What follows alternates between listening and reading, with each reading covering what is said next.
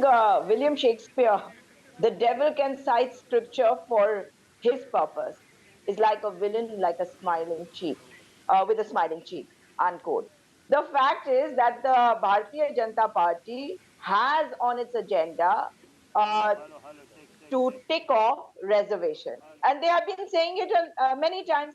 And if you look at what their leaders, where their candidates were going around telling their constituents why they should be voted in, was basically to change the constitution. And I like the way the BJP always talks about how many times the constitution was changed.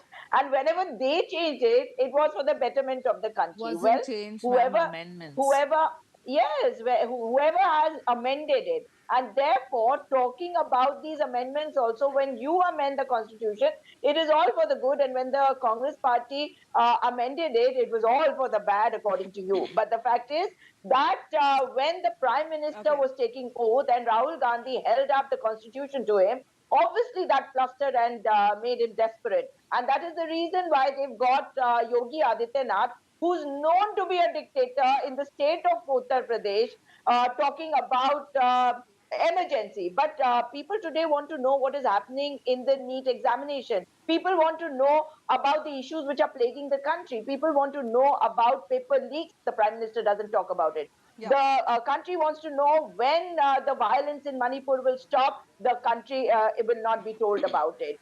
If you look at the way the governments have been brought down by the BJP, look at the argument that they give. Well, this is what the Congress party did. So they always justify their wrongdoings by something wrong which was done by us. But then we were voted out of power.